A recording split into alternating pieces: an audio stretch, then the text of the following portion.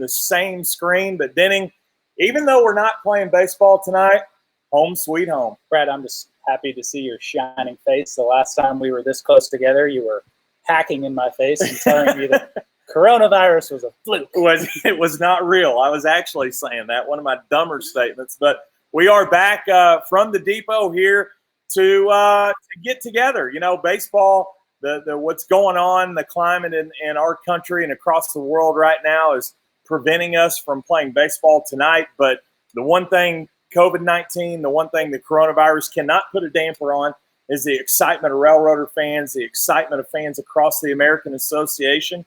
And hey, even though we can't play baseball, why not embrace that excitement? And Brad, when it comes to, you know, just being excited about the game of baseball, I don't think it gets any more peak than opening day. Every team rolling into opening day feels like, you know, if this goes right, if this breaks right, we could win every single game. Right. You know, like that. There's that kind of unbridled optimism about what the season has in store. Last year, opening day here was one of my most fond baseball memories ever. The stadium was electric.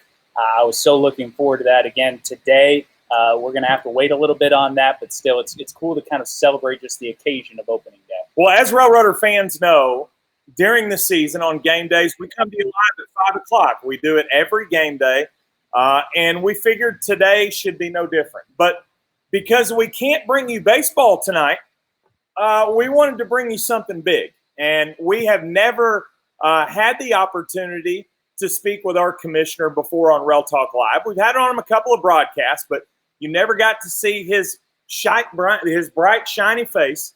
So we feel really fortunate, really lucky out of the 12 teams in our league and how busy he is today.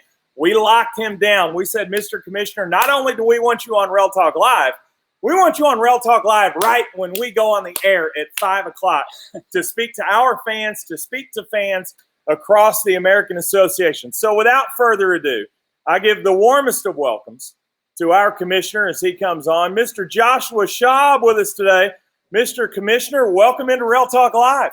Thank you for having me, sirs. I appreciate it. Yeah, you get to see my bright, shining face. I haven't had a haircut in about 2 months, so we're umpire's hat today. So thank you for having me. It's an honor. Well, we appreciate you having us, or you being on with us. We felt like today that, again, without baseball, and they're doing it in several cities in our league. I'm so proud of the passionate fan base that we do have in the American Association. And while there's no one particularly to blame for what's going on in our country right now, there's still passionate baseball fans, and there's a passionate fan base in all 12 of our cities. And today, I know across the American Association, there's many gatherings, many teams doing something similar to what we're trying to do, just trying to embrace where we're at, kind of give our fans an overview of where we are here on May 19th. Yeah, I'm extremely proud of the creativity our brands have put forth for this opening day. I actually tweeted about this earlier, and really it is an exciting moment for us, despite everything that's going on in the world, that our teams are putting forth an effort to excite our fans and have them thinking about baseball, because we're still toiling away at the league trying to bring a season together for us in 2020. And I think every day that passes, things are looking better for us. But in the meantime, I do also congratulate our teams for putting forth a great effort to bring our brands to our fans on this day, which would have been opening day. Commissioner, I want to ask you about the statement that you and the American Association put out earlier today. I think most people would agree it's a pretty positive sounding statement. I mean, the final line of it is, we look forward to seeing you at the ballpark this summer. I think most people would agree that's looking to play baseball in early July. What can you update us on as far as the state of the negotiations with the rest of the executives in the league and kind of where the league is at as a whole right now? Yeah, well, I can tell you that I'm kind of getting tired of the comments. You talk to people in passing, oh, aren't we living in weird times? Isn't, just the negativity surrounding this. We're actually getting a lot of positive information back about potentially opening. We're seeing in our markets that businesses are starting to reopen, restaurants, salons, so on and so forth, businesses that look like ours in terms of gathering people. And as long as we can come up with solutions to keep everyone safe, I am comfortable that we're going to have some season in 2020. Now, we have a lot of hurdles to overcome. Absolutely. Are there certain markets where we may be precluded from playing because the government tells us we can't play? Absolutely. That may be the case, but we are working all angles, doing our best to turn over every stone possible to make sure we have some sort of baseball season in 2020 in the American Association. We're visiting here with our commissioner, Joshua Schaub, courtesy of our friends at the Loafing Dog here on a special 5 p.m. start time of RailTalk Live. Mr. Commissioner, you're heading into year number 2 of your tenure. If you think about it in terms of, let's say, a political platform, what are the things that you're hoping to accomplish for the American Association as you come into year 2 and then the years moving forward? Well, as you can tell by my just previous statement, I am solely focused on just bringing us a 2020 season in some form. So a lot of the bigger plans we had have been shelved at this point as we tackle this virus and our reaction to it and creating an environment going forward. And I think there's a lot of unknowns. There's a lot of variables in terms of what minor league sports will look like following this season. So I'm not only looking at the 2020 season, but 2020 and beyond, and how to position the American Association to be fruitful and have growth going forward. So in terms of other big platforms that we have a big tech integration initiative that we're trying to put forth with our teams and bring everyone on the same technology platform so we can share best practices. Another one is just simply more communication among our different departments among teams. So bringing together our GMs on a more regular basis, marketing on a regular basis, our broadcasters on a regular basis to share best practices, improve our brand image, and really create some consistency across the board. Further upon that is expansion, right? Another platform is we need expansion, especially down in your area in Texas, to build out a division. We also have a new world of professional baseball that's coming, and it's our job at the league office to navigate what that will look like for the American Association. Everyone is very well aware that the PBA is expiring. There's been a lot of talk in the media about what that means in terms of teams that are going to be leaving and coming back. I don't think that it really affects the American Association, but we're obviously keeping our eye on how we could potentially benefit in multiple ways, and hearing the comments coming from Major League Baseball about their ideas surrounding professional baseball worldwide. We need to make sure we are part of that conversation, part of the American baseball landscape in a bigger way than we have been in the past going forward. Commissioner, I was watching an interview you did a few weeks back with Sean in St. Paul, and I thought you made kind of an interesting comment that I wanted to ask you about further. You talked about how every city and every team right now is a unique situation as far as kind of the local guidelines that they have to follow. How do you balance that in terms of getting ready to host a baseball game with some kind of oversight from the league as far as what kind of regulations might be in place? So there's a multi-layered plan in place right now. And back in April, we asked teams to put together action plans of how they would tackle locally the coronavirus from a fan, staff, and player perspective. In addition to that, the league is creating some minimum standards as it impacts the game on the field and just in general, the shared interactions we have among teams. So you saw Major League Baseball's 76-page plan came out the other day. We're going to be mimicking all of those things on a smaller scale. So it's a multi-layered attack from the team, from the league, and then integrating that with local health departments to make sure we're tailored individually in each market to make sure that it's the safest environment possible for all involved. Mr. Commissioner, you haven't had a chance yet to make it to Cleburne, but in your first year, from a kind of an outside approach looking in, give us your opinion on the Railroaders and how they factor into the league's plans long term. Well, just let's start on the field. I mean, last year, right at the verge of the playoffs, right? I mean, it was exciting for the league office to watch, the competition in the South leading up to the last game. And unfortunately, the Railroaders did not end up in the playoffs, but a competitive team on the field. I'm also looking forward to the upward trajectory I see from the business side of things. And I think Cleburne's well positioned in terms of your stadium. It's the right size. I think you have the right executives in charge. I give a lot of credit to Josh, John, Darren, for yourselves pushing this thing forward in Cleburne. Bigger plans and part of a larger Texas division going forward. And I look for big things to come. You mentioned that that proposal put out by Major League Baseball a few days ago, 76 pages. It outlined a lot of everything. A lot of minutia that was covered in that report.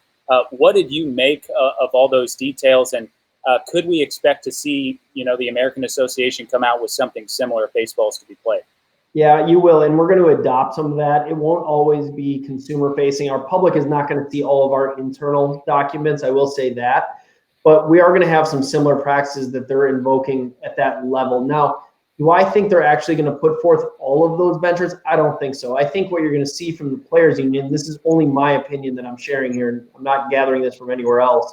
I think the players union is going to come back and say a lot of that is unnecessary, that we want baseball to be in its more truer form. I may be wrong about that, but I read the 76-page document. And some of the stuff, I think they're going to have a hard time getting players to comply with on a daily basis. So I think you're going to actually see it trimmed back. I hope the players who agree to a different compensation model, but from reading the document, they should feel very safe about going to the ballpark, in my own individual estimation. The American Association will adopt a lot of those measures. Clearly, we don't have the same resources that Major League Baseball does, but we look to emulate a lot of the things that they've put forth.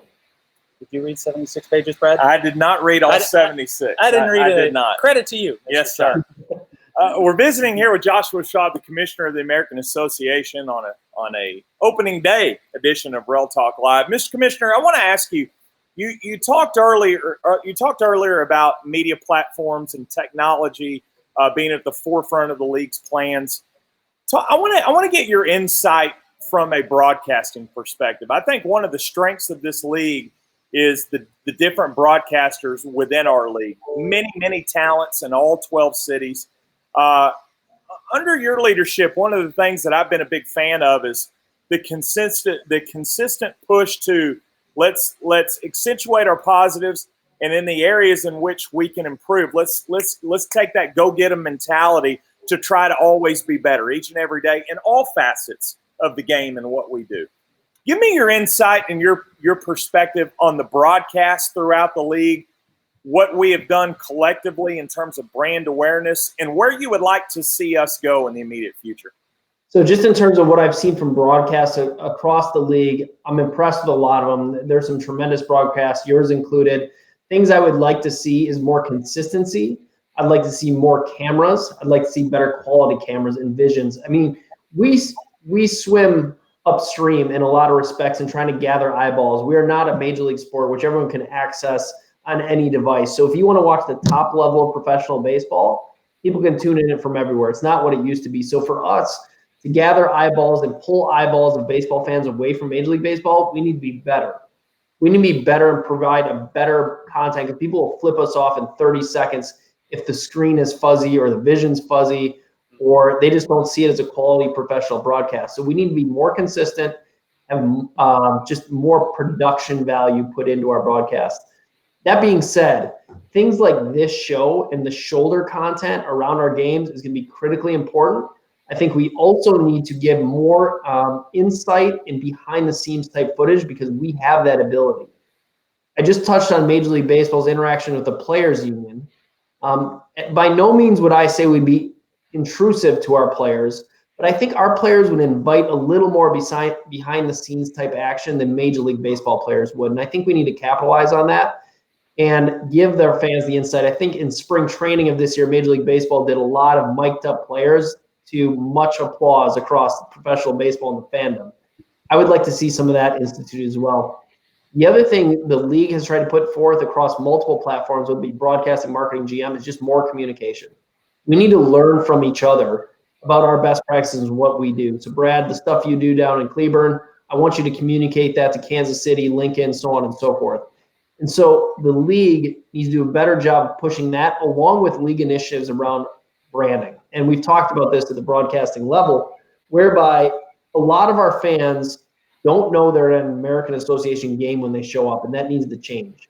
So that's visually, it needs to change, that we need to have the American Association logo. We need our broadcasters talking about the American Association League, the benefits of being in this league, the quality of talent, the types of stadiums. Those are endeavors that we at the league office are pushing ahead of the 2020 season. Now, have we been somewhat distracted in that respect? Yes. But when we get a plan together and get a season going, we're going to be right back on that horse pushing forward. Commissioner, when you talk about transparency, talk about behind the scenes, that's a perfect segue because I wanted to ask you about your Twitter account. I've seen you talking about your hot dog preferences. I've seen you, kind of defending the league on certain tweets, in particular one with Sioux Falls. Is that part of kind of a concerted effort to be more transparent with the league leadership, or is it just something where, I like Twitter and I'm going to use this platform? A little bit of both, and I'll speak to all those tweets. One, it's part of being the American baseball landscape and getting the respect we deserve. Those two particular tweets, one was stating that Sioux Falls was hungry for baseball, and truthfully, that really pissed me off. Yep. Because we have a great professional baseball team in Sioux Falls with great quality talent. I would call the American Association AA talent. On any given night, it could be AAA talent. Depending on who's on the mound, it might be soft AA, so on and so forth. So that particular tweet, I think, warranted a response. And another one was, I think, a tweet regarding professional sports teams in Minnesota and how they never use the city's name in it. Including, we have the St. Paul Saints. So that one I need to respond to too. And I think I'm going to be doing more of that to let the world know that we exist, that we're not just professional or independent league baseball. We are professional baseball, and we should be respected on every level as affiliated baseball should. And in many cases, we're better than affiliated baseball. We have better stadiums.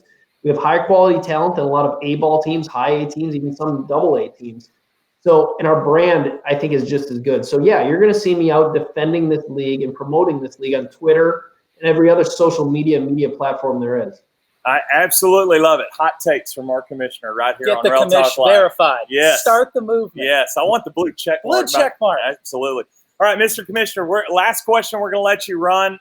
You talked about behind the scenes and really giving insight and an all access, if you will, to the players around our league.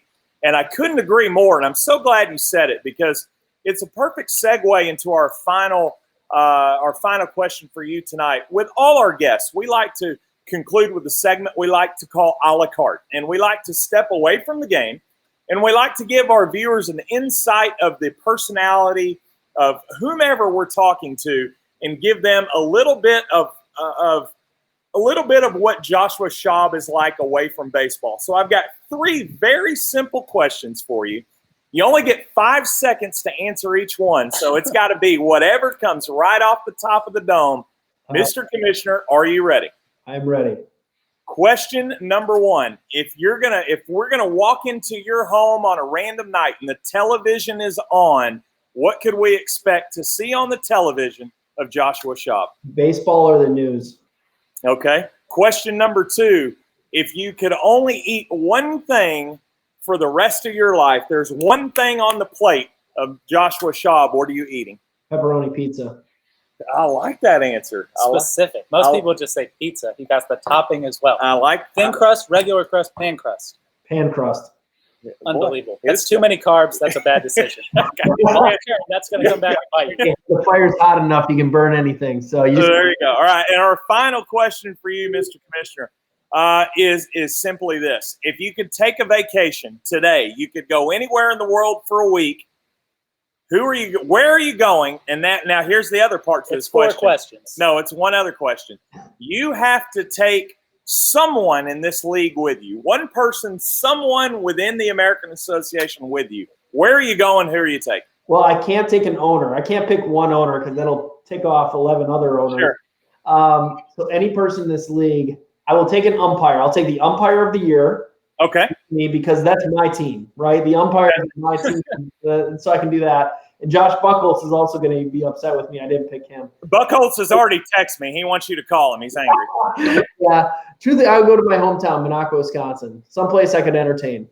Wait, before we let him go, is it true that Josh told us on RailTalk last week that you have to go by Joshua because he had seniority with all the Joshes in the league? Can you confirm or deny that report? I can confirm that. I acquiesce to him being called Josh, and I'm Joshua on the calls. You are the top dog in this league. Literally the commissioner of the league. How are you going to let him do that to you? He can own that. He can have Josh. He does have seniority. He should get some cred for that seniority. He's been in this league for 20 years, over 20 years. Like, he deserves that. All right, fair enough. Mr. Commissioner, we really appreciate your time today. I know on a day like today, you're a very busy man. We appreciate you, coming on, sharing some time with the Railroader fans that are watching along today. And it's been an absolute pleasure, and we embrace the positivity very much so that you set forth. And By all means, we absolutely hope first week of July we're playing some baseball. Awesome. Thank you very much. Appreciate the time. Thank you, Mr. Commissioner. That's Joshua Schaub that has joined us today on an opening day edition of RailTalk Live. How cool is it that we have a commissioner that can step to, not, and I say step to the plate, I'm using that as a figurative term, and boy, he just lays it down. He tells it like it is, doesn't he? I mean, Brad, I'm gonna be honest with you right here. I really wish that there would have been something like that with the situation in Wichita, where there wasn't a whole lot of defending of a great franchise, publicly. Right. There was no one who was kind of stepping up and saying, there's great baseball happening in the American Association in Wichita. This is a franchise worth saving. I love that there is someone from the league publicly who's going to go to bat on the front lines and say, we've got good baseball. Like, right. It's already there. You right. don't need anything else. So. I'm all about that. A couple of things that he said that really resonated with me and really stood out. He's tired of all the negativity. Let's inject some positivity into things and kind of embrace where we're at and figure out not so much on hindering on the bad things. Let's look at the positives and see where we can go. And then number two, like you said, the product of our league. I mean, he wants us to be recognized. He feels like that there are scenarios and areas in which we can improve, but all in all, it's hey, we're the American Association. It's time to play baseball. Let's stand up and do what it takes to make that happen. It was also cool to hear when the expansion topic came around that Cleburne is in the future plans of this league moving forward, and theoretically the addition of some teams down south to make travel a lot more realistic, a lot less expensive, basically, for the Railroaders moving forward. That's really encouraging to hear because, you don't want Cleburne and Grand Prairie down here out on an island, essentially, and that was cool to hear. So it was great to have our commissioner, Joshua Schaub, on today. Made a lot of people happy, made one not so happy, and Josh Buckholtz, because he's not going on vacation with the commissioner. Josh Buckholtz, sorry, I know you're watching along. I hate to burst your bubble, but Mr. Commissioner, he's not taking you on vacation, pal. All right, so tonight was supposed to be the Cleburne Railroaders, the Winnipeg Goldeyes. I thought we would have a fun little segment here. Okay. Let's talk. We're at 5:22 on May 19th. First pitch was supposed to be in about an hour and 44 minutes, if my math serves me correctly. In about an hour or so, we would have been putting up a starting lineup on this board out here. I want to see if your head is in the same place where my head's at, and let's pretend that we're making out the lineup card. Okay, let's talk what the starting lineups would have been tonight. I'm going to go on out on a limb. I'm going to assume that it would have been Mitch Lamson or Kevin McGovern on the bump tonight for Winnipeg. Yes, both left-handed, very crafty, good starters in this league. So Cleburne was going to be facing a tough lefty, regardless of who Rick Forney selected. Had it been one of them on the mound. Yes. Let's go spot by spot. Starting lineup tonight. Batting order for your Cleburne Railroaders, 7:06 first pitch. Give me your leadoff hitter. So I just batting order, not position. Batting order with position. Okay. Okay, you go one spot, and then I'll go one spot. All right. I know he's not going to like this because he doesn't like this spot, but I'm going to have Zach Nehrir leading off in center field. I know Zach doesn't like to lead off. I just think it's the natural fit. So that's where I'm starting. We are already in a different spot, okay. Manning, because I'm not surprised. I know I'm kind of not many other people feel that way. Based off what I've seen, at least number-wise, I haven't got to see him play yet, but I'm going to put a lot of faith in David Gonzalez. He's going to line up at short. He's going to be my leadoff hitter tonight.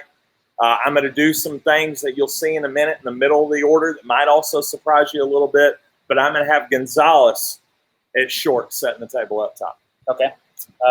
So in the 2 spot, I would have Angel Reyes in left field, I think. I'm going to have Zach Nehrir in the 2 hole. I like a lot of what Zach did in that spot last year. They're obviously a tool guy that can do a lot. I think with some of the guys, particularly one big addition in the middle of our order, I think you got a lot of great spots, a lot of guys that can really be productive in the middle of that order. I'm going to put Nehrir in the 2 hole playing center field. I mean, as long as, to me, the whole point of a batting line, I'm sorry, I'm going to wax poetic here. Yeah. The whole point of a batting order to me is get your good hitters as many at-bats as possible. And so it doesn't really matter if like a guy is like 1, 2, or if it's one of your good hitters. If he's just like, if he's in that ballpark of like at the top of the order, there's really not a whole lot of value to be lost. As long as you aren't batting like, Zach Nehrir 8th, I think that's fine. And Zach Nehrir, who will visit with us later, has already chimed in. He says, I guess if you want to lead off home run. Look, fine with me. I'd rather be up 1-0, so whatever. I got no problem with that. All right, who's hitting third for you? I'm going to go Allred Lago at second base. Allred Lago hitting third. Yeah. Allred Lago hitting third. I'm going to have Angel Reyes hitting third. I'm going to have Reyes hitting third in left field. So far we're just a spot behind. We're a spot behind. I think what Reyes brought to the table offensively in his small sample size last year, I go back to that series in Chicago at Impact Field. I think Angel Reyes, prototypical 3-hole guy, can do a ton of damage. I've got Reyes hitting third, playing left. I have Chase Simpson in the cleanup spot at third base. I'm still not with you. I have Allred Lago hitting fourth, playing second base. Now, here's my thought here. Not that I disagree with you on Chase. Allred Lago is your batting champion from 2019.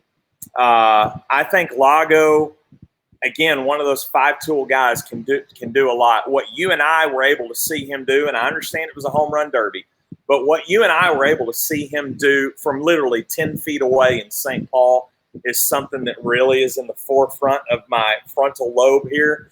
And I think Lago can put up big numbers with guys like Nehrir, Gonzalez, Reyes hitting ahead of him. I'm gonna have Lago in the cleanup spot. Batting fifth now, John Nestor catcher. Batting fifth, I've got Chase Simpson playing third base because here's what if we just have the same lineup and you just have like a I don't know. We might not. We'll see. I have Okay. I have Chase hitting fifth because I think that Chase is going to see even more good pitches hitting behind Lago because they're going to be scared to death with the bases loaded or runners at second and third. Lago coming to the plate, a guy that can hit 330, 335 for you. That's what's going to jump off the page, and they're going to make the mistake, they being opposing pitchers, of pitching around Lago to get to Chase Simpson. Ask St. Paul what happens in those respects. He hit a ball in St. Paul that I think, or a couple of balls in St. Paul that's still going. So I think Chase Simpson could really put up a huge RBI number in 2019. I think he could do so in 2020, hitting fifth. Before I forget, shout out to Steve Schuster. He tipped me off earlier today.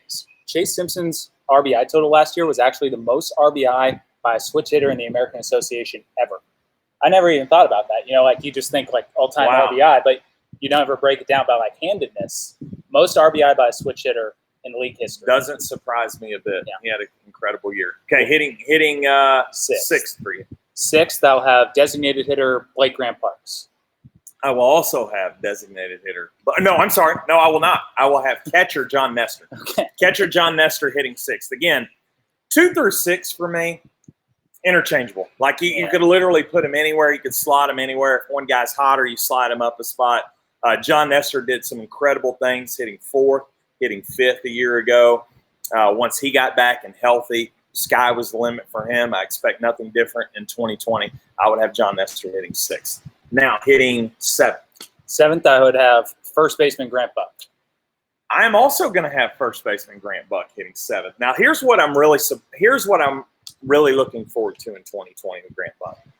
I think that you're going to see Grant Buck get a lot more opportunities against left-handed pitching. And had we been playing tonight, what a great spot to test that theory and start that. Grant Buck didn't get a lot of chances last year against left-handed pitching. Buck, from all reports, all things we've heard, really one of the guys in the offseason who has really been grinding, really been putting the work in to improve. I think that Grant Buck would get a great opportunity to showcase those skills against left-handers. And if you can get hot out of the gate against left-handed pitching, that's going to put people in much more of a comfort zone just to have his name in that lineup every night, regardless of who's on the mound. So I think you give Grant Buck that shot out of the gate, and I'd have him hitting eighth. Well, to elaborate on that first, yeah, absolutely. Grant had a tough spot last year because he cooled off right at the exact point that Logan Trowbridge was heating up, Mm-hmm. and so I mean, if you're Brent Cleveland, it's just like you got to go with the hot hand, and so that's why we saw Logan Trowbridge at first base a lot down the stretch for Cleburne. I think in a different situation, you're seeing Grant at first base every single day, and he gets those opportunities against lefties. But I mean, I'm super excited to see what he can do because I earnestly believe that Grant Buck could play in the big leagues someday. Yeah. He's got the frame, he's got the projectability.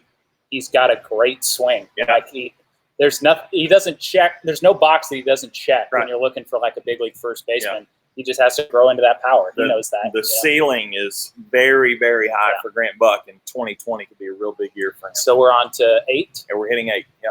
8th, I'll go right fielder Hunter Clannon. I'm going to go with designated hitter Blake Grant Parks.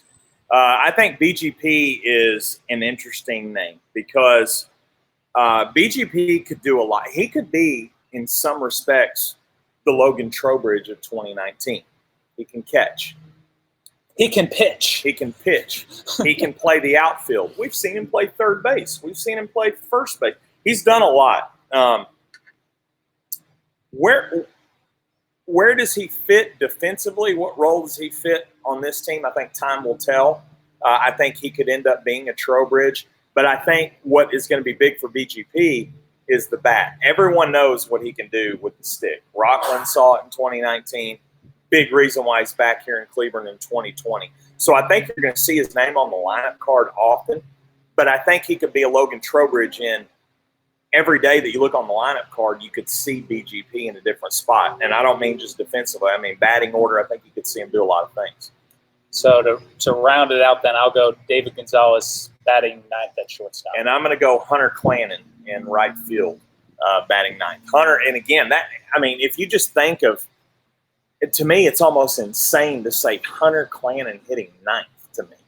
But when you look at this spot, it's because he's going to see fastballs, and he was a double-digit homer guy a year ago. Like I wouldn't hate that. I don't think Hunter would hate that either. And let's go back again. Another similarity to 2019. Let's talk about what that did for a guy like Casey Huff in 2019. Yeah, my goodness. And that 9 spot, he shot to the moon. Many thought that he should have been an all-star that year. You put Hunter Clannon in that situation, I think he could benefit in a lot of the same ways that Casey Huff benefited in 2019. So 1 through 9, again, having a lot of fun, doing this. But so were we off by 1, or did we have any that changed? We had them because I had Gonzalez at the top of the order. It staggered us the whole way down until we got to Buck, and then we flip-flopped in the 9 spot. But whether it ended up being your lineup, whether it ended up being my lineup, whether it ended up being a lineup completely different, when you look at this team on paper, it's just scary to think what they can do offensively. And we didn't even mention a guy like Colton Pogue, who I know Josh was super excited about bringing into the fold. You always want a rookie who can play a bunch of positions, which Colton can do.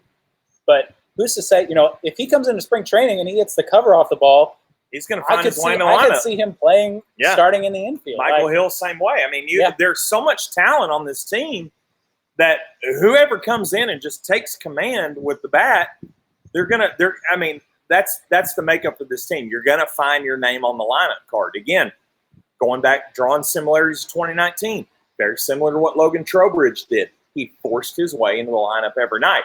There's players on this team. You only have 9 spots, and you got 11 talented sticks. It's going to be who steps up to the forefront. Yeah, and Michael Hill's a guy that we haven't talked about a whole lot, just because kind of his signing came when all this was really flaring up. He is a left-handed bat with some thump, and as we know, Cleburne didn't have many left-handed hitters last year. They had Chase Simpson, who was a switch hitter, and Grant Buck. That was it.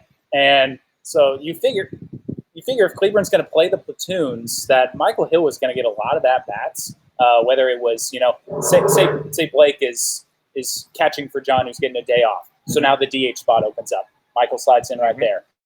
Say Grant getting he first base, play anywhere on the infield. That's a really versatile piece to have. Same thing with David Gonzalez. I could see him in the starting lineup on opening day very easily.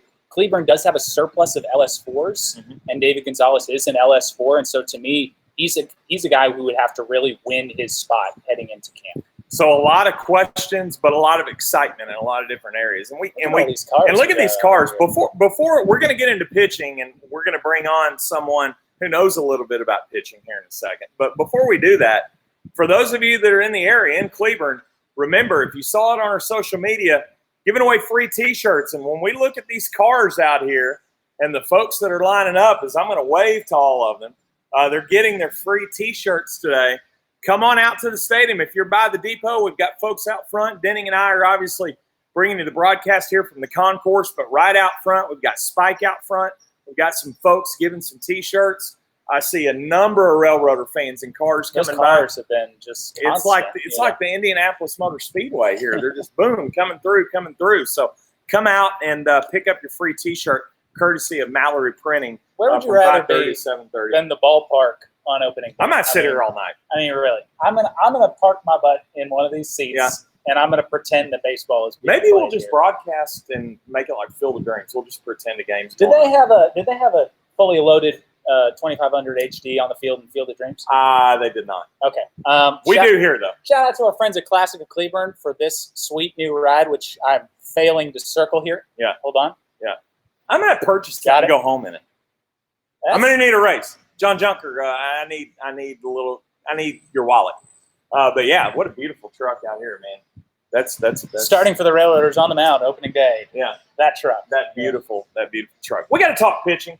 To do that, we got to bring on our special guest, who has been patiently waiting, as he's tired of talking about doubles and triples and hitting and scoring runs and all this. When you're going to talk pitching, Denning, you got to bring on the pitching coach. I mean, he knows a little something about pitching. So let's bring Mike Jeffcoat on with us. Mike, what do you have right there? We need more cowbell. So I brought cowbell. You were ringing that for 2 seconds, and it was already obnoxious. So he brought cowbell, as you can see there.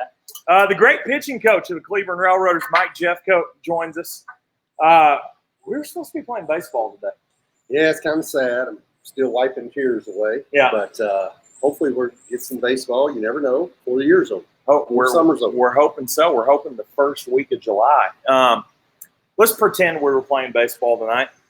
First off, I want to ask you, this pitching staff as a whole, I thought we had a lot of talent in 2019. You might even have more talent in 2020. Well, sure appears that way, Brad, on paper, doesn't it? It really does. We've got 8 or 9 guys scheduled to come into our spring training camp that could easily be a starter for us, hopefully this season. Mm-hmm. Mike, you coached for so many years at the collegiate level at Texas Wesleyan. Last year's your first experience coaching professional athletes. I was curious, was there anything that was kind of an adjustment for you in terms of how you went about coaching the two different calibers of player? And was there anything that you thought would be an adjustment coming in that really wasn't a big deal when it came to pass? First of all, I was very impressed overall with not only pitching on our staff, but in this entire league.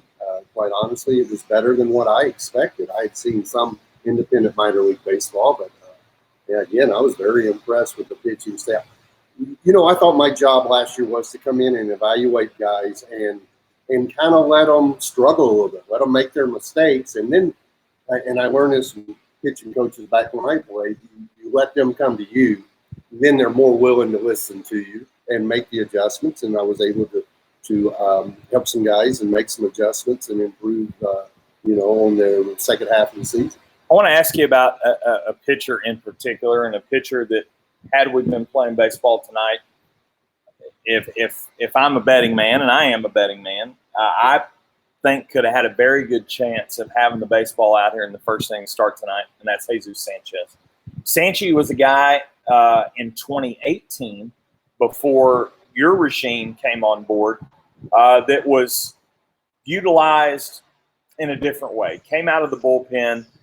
You guys quickly in 2019 looked at Sanchez and his talents and said that guy's a frontline starter for us, and he lived up to that billing and then some, being an all-star. Two-part question here. One, I thought it really showed, or I think since day one, Sanchez has really showed his professionalism in terms of whether it been in 2018 or whether it been the way you guys had him slotted in 2019. He's a professional. He's a team player. He's going to go out and do whatever's asked of him. But you guys saw so much more of him in 2019. And not only did he embrace that, he stepped to the forefront. And for my money, he was as good of a starting pitcher as there was in this league, period. Now that you've had a year under your belt to work with Jesus Sanchez, give us your opinion of Sanchez as a whole. Well, I think you're exactly right, first of all, Brad. And what I think you're talking about is what Brent and myself and even John Rodriguez saw in Jesus from spring training, from the get-go first of spring training, was he had that, I guess you'd call it maybe that X factor. He had that bulldog mentality, and he didn't just come out to throw. He didn't just come out to participate. He came out every night to win. And from his outings in spring training throughout the season, and I never saw anyone on our staff that was more focused and more determined and worked harder than Jesus did. And it paid off for him. Brad, you asked about the front of the rotation. Mike, I want to ask you about the back of the bullpen. Tyler Wilson had a special year closing games for the Railroaders. But as Brad and I have kind of noticed last year, it was a season in which he had incredible peaks and one kind of pronounced stretch where it was, is there something wrong with Tyler Wilson when the stuff didn't look as crisp? He looked great again at the end of the year. When there was that lull, maybe a 2-week period, do you feel like there was some kind of a mechanical adjustment for Tyler? Was it something mental? What do you feel like allowed him to kind of flip that switch again towards the end of the season and become the great closer that he was at the beginning? You know, Danny, a lot of times pitchers go through, whether it's at the first of the season, mid, or late season, they go through a dead arm period. And it could have been that. It could have been the fact that we had to throw him too much, too many days in a row, too many games. And again, sometimes it's hard to stay crisp, guys, if y'all can only imagine. I'm sure you can. You know, game after game, night after night, you're handing the ball and the game's on the line. Sometimes you're going to be not mentally 100% focused, and if you're not, it's going to show up in your stuff and or your results that night. But, he was about as close to perfection last year as you could have asked a closer. And I personally thought he was by far the best closer in our league last year. We're visiting here with Mike Jeffcoat, pitching coach for the Cleburne Railroaders, courtesy of our friends at the Loaf and Dog and S&S Furniture. Mike, this you talked about in the beginning the number of pitchers that will come in this year that could potentially be part of that rotation. With what we're going through right now and the league trying to put a schedule together on the fly and hopefully get going in baseball the first week of July, you're going to have an abbreviated spring training. More fans out there as we're waiting until. You're going to have an abbreviated spring training, which in Cleburne will be even more unique because you're already faced with making tough decisions, and now you've got to make them in even a smaller window. Educate our fan base in terms of how those decisions are made and what you do to prepare yourself to make those decisions, especially in a small number, a concentrated number of days. I think you got to be upfront and honest with all the pitchers that are coming in. That's where I've got to communicate with them well before we ever have a spring training. Once we do decide what that date will be, and let them know, be honest with them, lay the cards on the table, and say, here's our situation. It's a shorter spring training. You're going to have to come in ready to open eyes because there's so many pitchers coming in, and only so many can make the team, and everybody can't make the team, and so you're going to have to be ready to go basically from day one. We'll enter squad either the first or second day, and you're going to have to show us that you're ready and that you're basically at mid-season form when you get here. Mike, you pitched 10 years in the big leagues. You know what it takes to pitch at that level and to succeed. If you could pick one guy from the Railroaders staff in 2019 who you feel like has the potential to pitch at the game's highest level, you can't choose Nehrir Ogando because he already did that.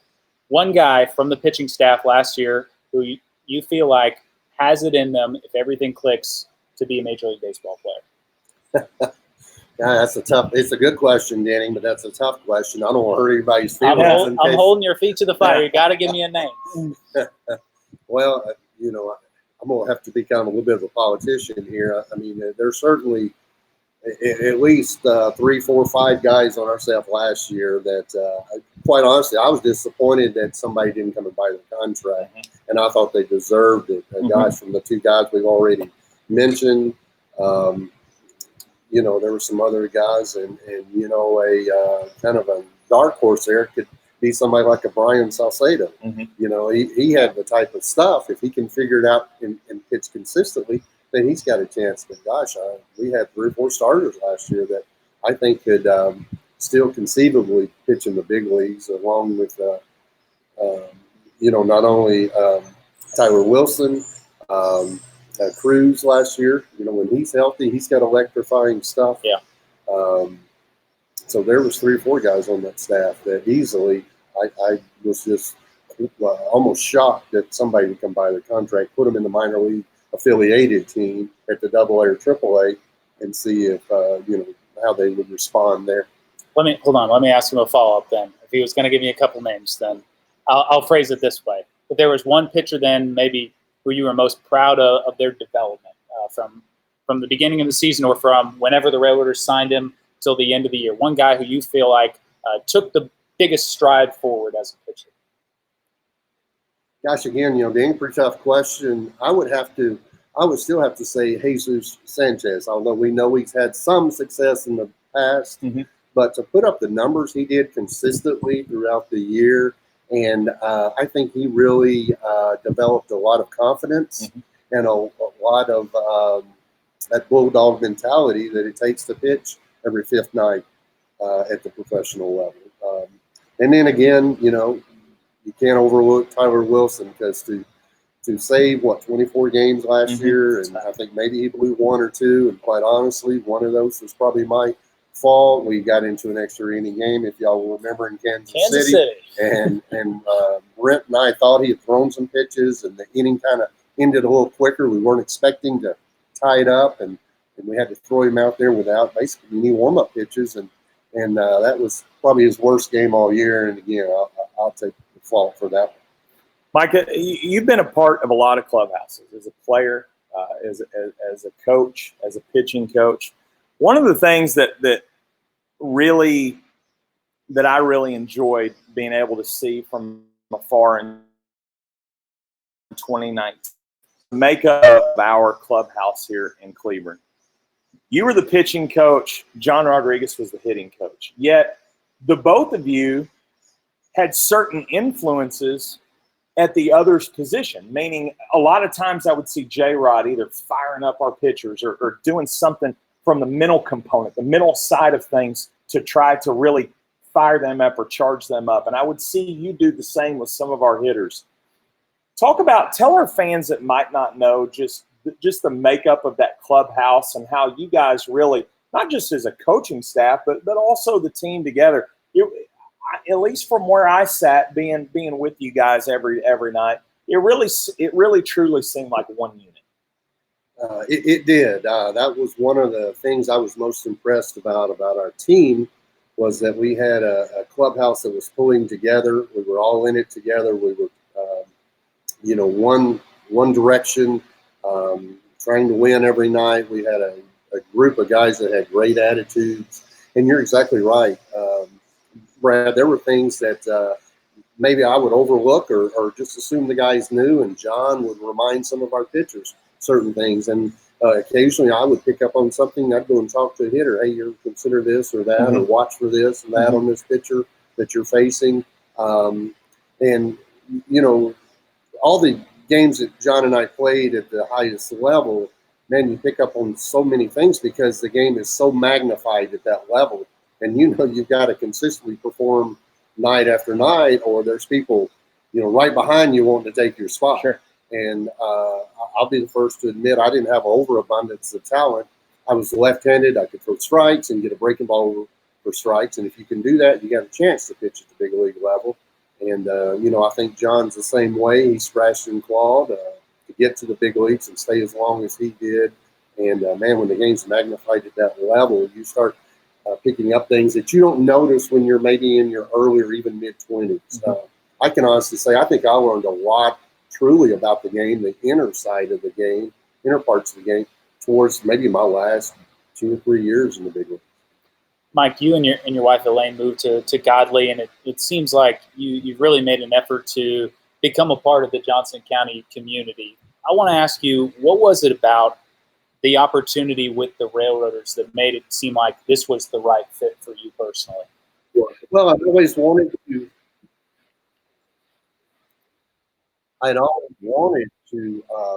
coach at the professional level. When I finished playing, I did have some more organizations offer me a job, but at that time I had children still living at home. I had a son about to go through high school baseball, and I kind of wanted to be around and watch him play. And honestly, I kind of was tired of all that traveling that you have at both, even at the big league level, much less the minor league level, to go back to the minor leagues and start out coaching there. So that was not a viable choice for me at the time. But I always knew that I wanted to get in professional baseball at some point before I was finished coaching, and this situation just became available. We happened to have built a house, like you said, in Godley. We love it out there. We're about, 12 minutes from the ballpark. We love Johnson County. It's a breath of fresh air compared to fighting the traffic and everything in the Metroplex where we were living there in Arlington. And I'm just really embraced this opportunity. What a beautiful ballpark we have here. My gosh, I told someone today I was talking to that the ballparks weren't this nice in AAA when I played. They really weren't. Clubhouses weren't this nice. And there's no wonder this ballpark was voted the nicest ballpark in our league 2 years ago. And we're barely just being voted the nicest ballpark again this past season. So just thrilled at this opportunity and to be a professional level. I don't want to go back to the end of 2019 because it would put all three of us in a state of depression that we don't want to relive. Let's avoid that. Yeah. But I want to ask you. But Fargo. Right. No.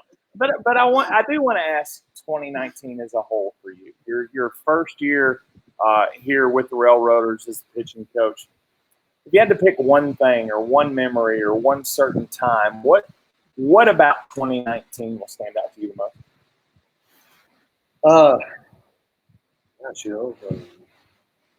I can't really say, Brad, one particular thing. I certainly remember a few come from behind wins. We had a great one here one night at home. But just, again, the overall attitude of these guys, I was very impressed at their desire to win and their desire to learn, which was, again, really refreshing to me. Quite honestly, I figured I would come up here and it'd be a bunch of arrogant minor leaguers that thought they knew everything. But virtually every one of the guys wanted to learn. They would come and ask me questions, and like I said, I kind of let a couple of them kind of struggle a couple of times, and then they're more approachable.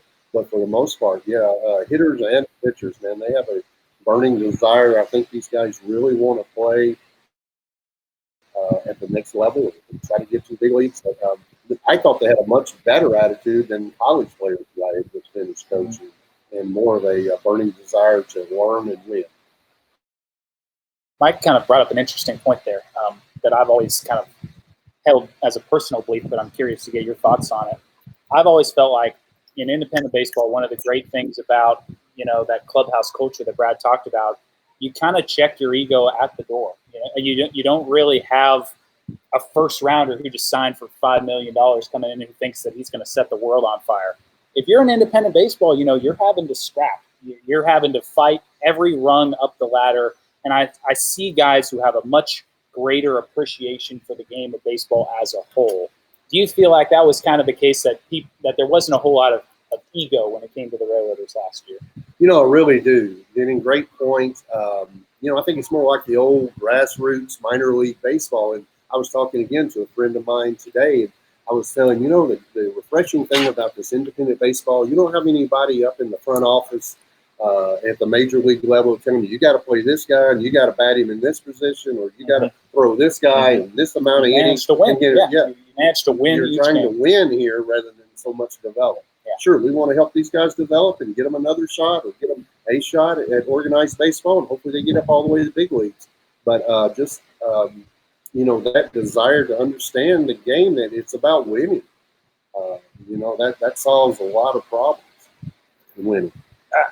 I want to wrap our interview up today with you, Mike, and I struggled in picking out what I was going to ask you, because as we do with every guest, we like to end our segments with a something we call a la carte, where we step away from baseball and give our fans an idea of who you are away from the game. Now, Denning, this is really tough because you and I both know, and it would take a whole nother program to go into it. Mike's got several business ideas that he's ready just to explode with and be on Shark Tank, okay? That's right. I've seen Mike wear a Roman war helmet that just, when he puts it on, the intimidation just oozes. I'm going to have to show that photo. Yeah, can you pull that up?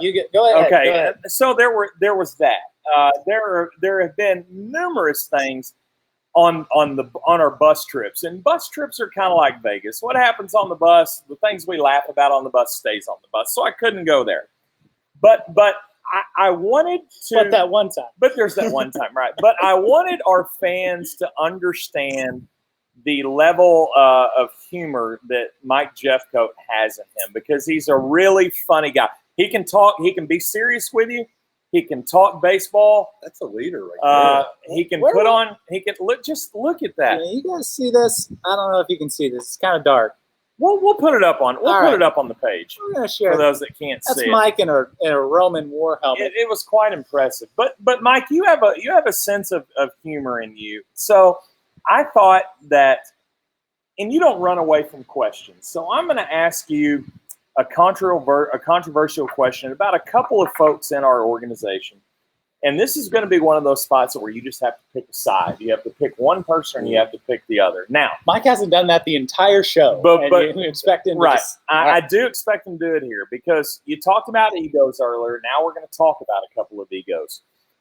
In the goodness of charity, Cleburne Railroader General Manager Josh Robertson and I, we're going to have a 100-yard dash, Mike. Josh and I are going to run a 100-yard dash. Now, there's going to be oxygen at the end of the line, and there could be fatalities from one or both of us by the time it's over. We asked the executive director of the American Association, Josh Buchholz, last week to pick a winner. I'm not going to tell you who he picked, but he did emphatically pick a winner. We need you to do the same thing today, Mike. Myself against Josh Robertson, and you can put some colorful commentary. You're not going to lose your job. I can assure you, Josh will not fire you based on your answer.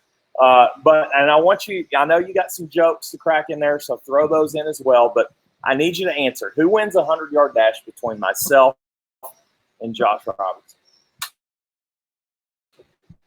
Well, Brad, I'm afraid to say that I don't think either one of you is going to win, because I don't think either one of you will finish. I thought it was 100 feet. So is it going to be who makes it the farthest? Is it going to collapse? Is that going to be declared the winner? I guess if we can't finish, that it will go to that, yes. I'm afraid that Josh is going to beat you by a nose. All right, so Mike Jeffcoat has gone on record. He's picking Josh Robertson. Okay, well, Josh Buchholz, definitely more intelligent than you are, Mike, because he picked me last week. I won't hold that against you. You're still my friend. In all seriousness, we are going to run that for charity, but now it's 1-1. Josh Buchholz has picked me. Mike Jeffcoat sides with Josh Robertson. It's 1-1. Mike, hey, we seriously appreciate the time today. We appreciate you coming on. Continue to stay safe, and hopefully right here behind us, this will be the backdrop for some baseball here, maybe in about the next 6 weeks or so. All right. I love it. Let's go Roaders. Let's go Roaders. Let's go Roaders. We need more cowbell. The great Mike Jeffcoat with us today. Mike, we appreciate you stopping by. Thank you, Mike. Mike Jeffcoat on to talk some pitching here today on RailTalk Live. Brad, I got something. He voted for Josh. He did, yeah. That's 100 yards is pretty far. Like, have you thought? Really? I don't know that I've ever ran 100 So yards. it's not really a dash. It's more of like a lurch for the last 50 yards or so, right? Is it? Does a 100-yard dash qualify as a marathon? I mean, it's a marathon for me. So you run a 40-yard dash. You guys are doubling that plus some. I thought it was 100 feet. I really did. It's 100 yards, Denning, and I've been training. I was on the beaches of St. Augustine this weekend, Rocky IV style. Ivan Drago, Denning. I was running. It's like Forrest Gump. I was running. All right. Before you get me too off track, I thought of something earlier that I thought would be kind of fun. So All right. we just had Mike Jeffcoat on, 10-year big leaguer, awesome guy. Mike loves a good autograph. What if we do something fun here? So we got so many people tuning in, commenting here on the right side of the screen. Dozens of comments. We'll get to you all in a minute, but wouldn't it be cool? What if we do some kind of a giveaway here? So if you comment, do you have authorization to do this? Yeah, I do. I have a parking spot. Oh, okay. All right. So I don't. Go ahead. If you guys in the comments leave your favorite opening day memory. Doesn't have to be at the depot. Doesn't have to be about the Railroaders. Your favorite opening day baseball memory. Brad and I, as the stream continues, we'll scroll through those comments. We will pick our favorite opening day memory. That person is going to get themselves a signed Mike Jeffcoat baseball. You're going to hold him down to an autograph. You're going to make him do it. I'm going to do it. Yeah. That's pretty cool. Am I eligible to win that? No, you're not. I'm never eligible to win anything, all right. Denny. I mean, let me hear it. What's your favorite opening day memory? Well, I think it'd be a good segue to bring him on. I want to bring on my favorite opening day memory because I want to go to someone right now that is involved in my opening day memory because he had an incredible opening day as a Cleburne Railroader. He's got an incredible story to tell us about his personal life that has nothing to do with opening day. That's far more important than baseball. It's an opening day of sorts. It is an opening day of sorts, opening of a new life of sorts, but we'll let him get into that. We've had him on before, and we got such rave reviews, we figured we had to have him on again. Let's say hello and bring on board the smiling face of Cleburne Railroaders Centerfielder, Zach Nehrir.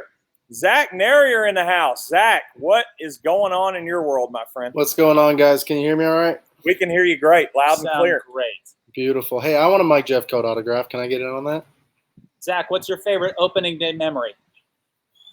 You had a pretty good opening day here a year ago. We're going to ask you a dozen questions about that, so be prepared. About opening day? About last year, yeah.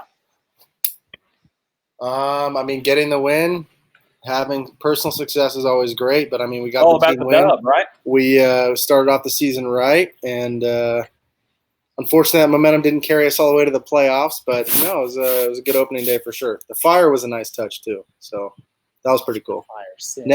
Yeah. We could feel it up, dude. It was hot. It was hot. I think it took my eyebrows running off. out. You could feel it. You could feel it going through there for sure. So, Zach, we're talking about the win against Sioux Falls last year that kicked off the 2019 season. Brad and I have talked about what an electric atmosphere that was with the tater towels, and it was your 2-run home run against Taylor Hill that was kind of I would say the defining moment from that game. My favorite memory. Yeah. Zach, I want to ask you, what do you remember about that home run? What do you remember about that night in general? I remember getting my first hit of the season on a broken bat dribbler up the third baseline. They all count, baby. They all count. No. Screamer in the scorebook, Jack.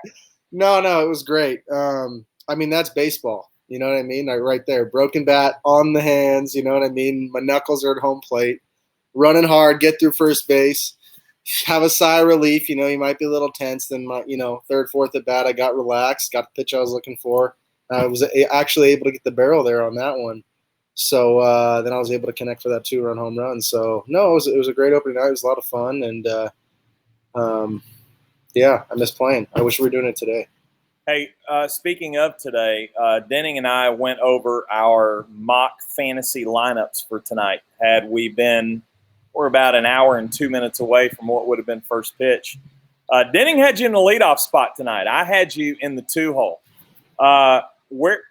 Where would Zach Nehrir want to hit in our fantasy world? I'd probably say 2-hole.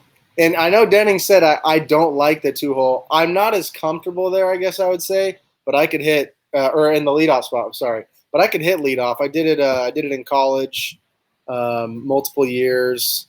I think I can provide more from the 2-hole, and I like the opportunity if the game script's going that way, being able to put down a sack bunt. Maybe also get on base, get 2 runners on, just there's more opportunities to do stuff. I mean, after the first inning, I guess it doesn't necessarily matter, but I don't know. Just typically I've felt better in the 2-hole in the past, but I would say 2-hole.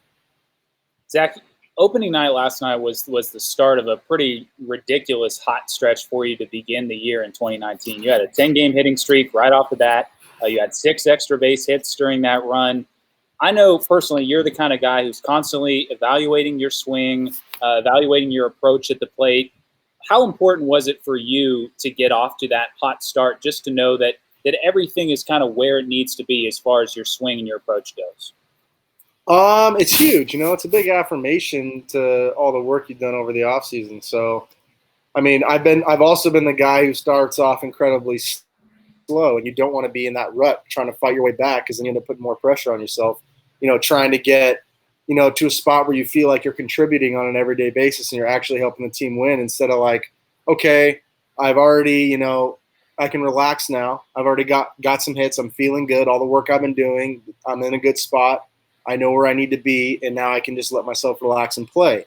When you start off in a bad way, not only are you like, crap, I'm not coming through when I need to for the team, but you're also like, okay, all this stuff I've been working on, is that where I need to be? Do I need to already make an adjustment? And a lot of times it's either something mental or, sometimes it can just be baseball. I mean, there can be times where you have 4 or 5 days in a row where you can do everything right, a few at-bats a day, have a couple quality at-bats, but you're not getting hits. So that's why this game's so tricky and also fun at the same time when you do have the success, because when you do well and when you work on, shows in the game, it's just a great feeling. Zach, Railroader fans, obviously you're a very popular Railroader. You got quite a bit of love from this home crowd night after night after night.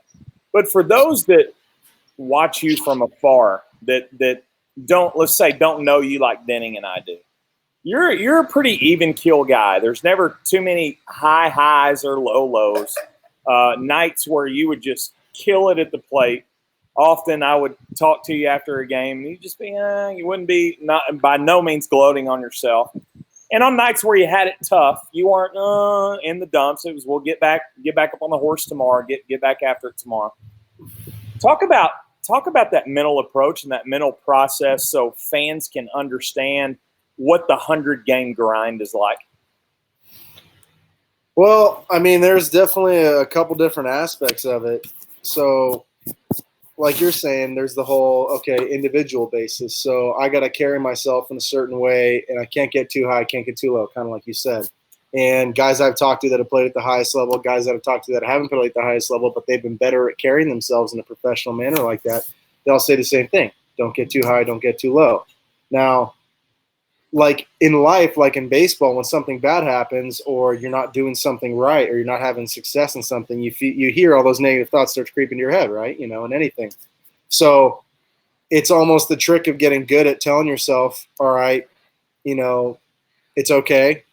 Had a bad day, going to move forward. Or something didn't go my way, I'm going to keep moving forward.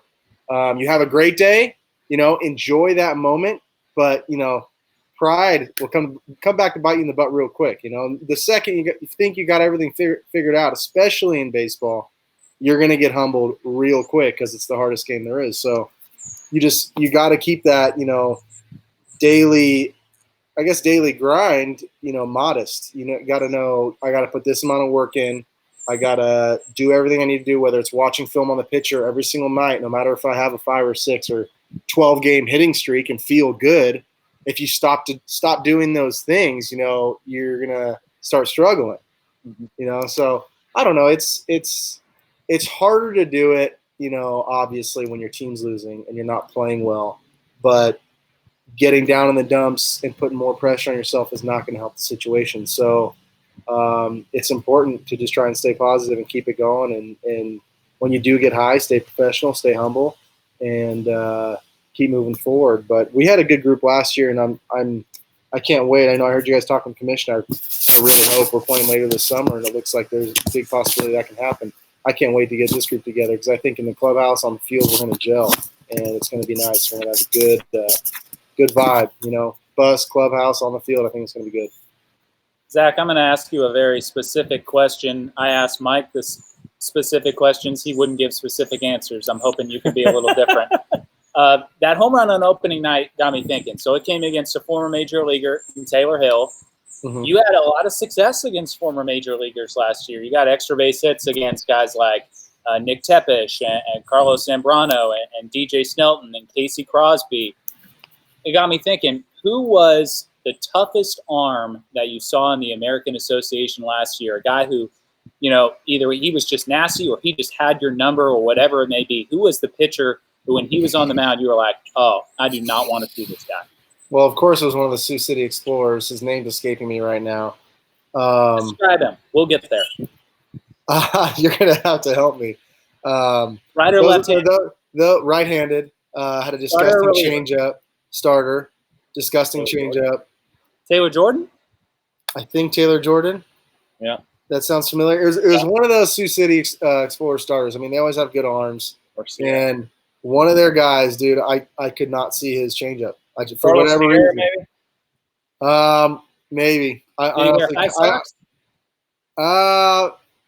don't know. I'm sorry. Well, you said changeup. It is Taylor Jordan. You said changeup. I'm pretty sure it's Taylor Jordan. I'm pretty sure it's Taylor Jordan. Yeah, Taylor Jordan. It's just, I mean, you hear it growing up, and you hear, pitching coaches talk about it sometimes. Like, oh, develop your changeup. If you have a really good changeup, you're going to have success. And everyone's like, oh, I want to throw a slider. I want to throw a curveball. I want to throw the big breaking pitch. But if you really have a good changeup, like, it's much harder to see that than it is a slider or a curveball. Usually there's a little hitch in the delivery or the ball right out of the hand, so you can pick up a slider or curveball or the spin. But the changeup and the fastball, they look identical. And, I wouldn't say it was like a pitch I struggled with consistently, but against him, I just could not see it. So it was like, oh, fastball down the middle, swing, ball in the dirt. Oh, okay, I'm back up. Oh, fastball, middle in, changeup below the zone. And I just had to tip my cap to him. And I don't know if I hit my home run off him. I might hit a home run off his changeup at the very end of the season at their place. Yes. But I struggled. I don't know if I faced him 2 or 3 times or how many, but that pitch was just hard for me. And that at bat, I was sitting that changeup, and I said, you know what? I know I'm going to get it. He's had my number all year, so I'm going to be on the changeup. And I think I struck out the other 2 at bats against him that day. But I got him that one, so that was a good feeling. When he said Sioux City starter, I thought for sure he was going to say Tago. Right. That would be like the guy who okay. Raw, like, yeah, and he was in big league camp, I think, with the Mets too this year. Yeah. Just stuff-wise, 100% Tago. And not taking anything away from Taylor Jordan, but Taylor Jordan's changeup, I just couldn't see. Tago, I could see a little bit better. He was more difficult because he'd run his fastball from 92 to like 99. And it'd be like, okay, this at bat, he's sitting 92, 93. You walk in the dugout, hey, yeah, he's only 92, 93, yeah. Next at bat, he's 97 to 99. You're like, where did that come from? Yeah. And I don't know, for those of you that haven't seen it, it is a big difference. Like, every 3-4 miles an hour, for me at least, it's like, for me, I group it up in different, time to react. And, once you get up over that 94, 95, all those pitches seem a lot quicker. So, low to mid 90s is one thing, but when you just pop a 97, 99 and you're not expecting it, it's very hard to catch up to. We're visiting with Cleburne Railroader All-Star Centerfielder Zach Nehrir, courtesy of our friends at the Loaf and Dog and S&S Furniture. Zach, I mentioned All-Star. I want to go back to that week, those couple of days in St. Paul. I thought the Saints did a fantastic job of rolling out the red carpet for the All-Stars in our league, from what they put together in the pre-All-Star festivities. You and I got to hang out with Darryl Strawberry a little bit, who was a awesome legend. Guy. Awesome guy. To the home run derby, to everything around the game, and then the game itself. Cleburne was very well represented in St. Paul. 5 Cleburne Railroaders for the South Division in the All-Star game. Give our fans some of the memories of that 2-day experience for you. Well, I mean, hats off to St. Paul, first off, because, I mean, they ran it like, major league organization, the way they had everything set up. Even the celebrity softball game, there's a bunch of ex-MLB, current NFL, other celebrities, and they provide a huge atmosphere. I mean, they have a great stadium, too, as well. So they were able to have a lot of fans, awesome atmosphere, the way they treated everybody. It was just a super cool atmosphere, and being around all those players, it's like any All-Star game. You're surrounded by your peers who, have the same goal in mind as you do. Everyone's busting their butt. There's no doubt about what the people are there to do. And you're sitting in the locker room looking around, and, at least in the American Association case, there's a good number of guys that are in that room that have been in the big leagues before. So it's cool to kind of talk to people, say, hey, what are you trying to do? What's your approach? What are you trying to work on? Just pick people's brains, stuff like that. It's just a cool environment. But St. Paul did a really good job. They handled it like a big league organization. It was nice. Chatting right now with Railroaders Centerfielder Zach Nehrir, courtesy of our friends at the Loaf and Dog and S&S Furniture. Zach, I've gotten to watch you play for 2 years now, in 2018 with Wichita and then last year with Cleburne. I've seen you do everything that you could possibly do well on a baseball field. You have hit for average. You've hit for power. You've led the league in steals. You've led the league in defensive wins above replacement. You've led the league in outfield assists. Is it frustrating to you to see guys get their contracts purchased who, quite frankly, don't put up the same kind of numbers that you put up in this league? I mean, it definitely can be. I try to just focus on, especially in baseball, control what you can control. I mean, I definitely let it get to me a couple times the last few years, and even the lack of interest at certain points when I was playing so well. But like I said, I mean, dwelling on that will only hurt me. And I think it did for a small portion of last season. And I had to kind of look myself in the mirror and go, okay, you can't control this. Let it go. Just go play. You know what I mean? At the end of the day, it's a game. I still get to play. I have an opportunity. I'm trying to have fun out there. If my contract gets purchased and I get another opportunity, that's fantastic. But right now, I got to focus on today. I got to focus on the game. I got to see who's on the mound tonight, what I need to try and work on before the game comes, whether he's got a great curveball or he throws cutters, whatever it is, and when you focus on that, it's for sure frustrating, but I mean, you try not to dwell on it. So there's moments for sure where you get frustrated, but I'm also a man of faith. I know you talked about Darryl Strawberry, Brad. He's a big man of faith, and not as much during his career, but over the last couple of years, trying to stay even keel, and don't get too high, don't get too low. That comes with a lot of faith. You got to trust that there's a bigger plan in place, and I do the same thing when it comes to getting picked up or not getting picked up. It's tough, because I'd be lying here, or I'd be sitting here lying to you if I said, I'm just going to play for the Railroaders for the next 10 years, because I can't do that, And while it sucks because I want to keep playing baseball, it just sometimes makes the future a little cloudy, as far as what the next few years hold.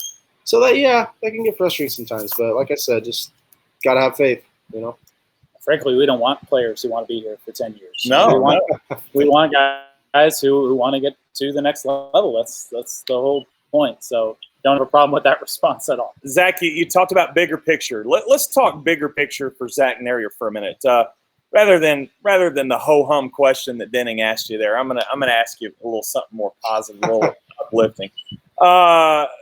During this pandemic, and people do different things. They find different ways to pass the time. You've done something pretty significant during your downtime here. Yeah, you're right. I shaved my head. I'm not talking about a haircut. First off, I will say congratulations, and I will let you tell the Railroader fans out there just what Zach Nehrir's been up to in his offseason. All right, well, I'll let you guys in on a little, personal spot in my life. So I went to Houston Baptist in Houston, Texas, and there I met my now fiance, Natalie, and we were good friends at school. We both liked each other, kind of like when you like somebody, they like you, and you're kind of in that gray area. I was like, I don't know, we'll see. And she was planning to go to PT school, and I had the opportunity to go play baseball, and it just, it was just tough to make happen. So, we stayed friends, and we graduated in 2015, and we've been friends since then, or we had been friends since then. And then we got an opportunity, where we both became single following the 2018 season, where I was in Wichita, and she had been with someone for a few years, and I was like, you know what? Here's my opportunity, and I reached out to her. I was like, hey, we're going to go for this because we've had a great relationship as friends forever. We haven't tried to do this, so I want to try and do this. And even back in college, I've kind of always just knew there was something about her. So, it's been a year and a half, more than a year and a half since we started dating, and I knew, I'd say in the first 6 months, that I wanted to marry her. I just didn't see myself going through life without her.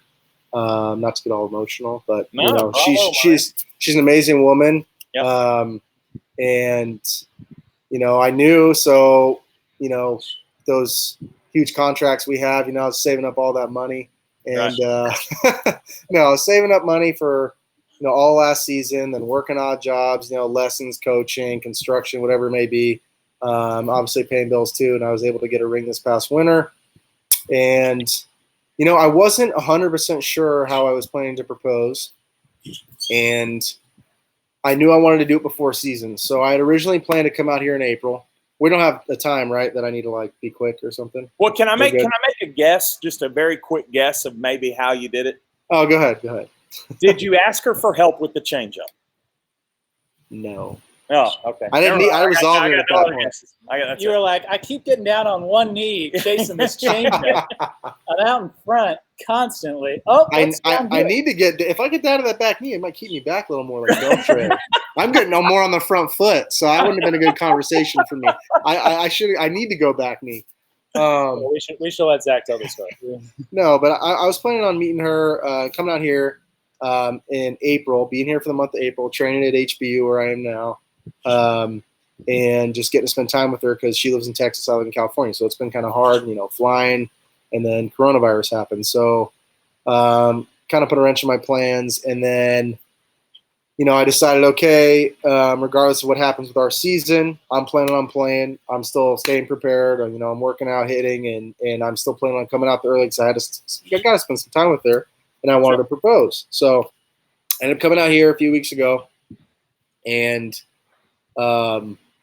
some things just fell into place right before I came out. Her best friend's family, they invited her and myself to come to one of their lake houses, and it's just beautiful backyard, high trees everywhere, creek running through the backyard. And I was like, yeah, let's do it. That sounds perfect. Can I propose there? So I was like, let's go for sure. And then I reached out to them. She didn't know, obviously. I was like, oh, I had this idea, I wanted to propose on the dock by the creek, and it's just beautiful. She loves you guys. You're like family. Would you mind if I did it there? And you're like, no, not at all.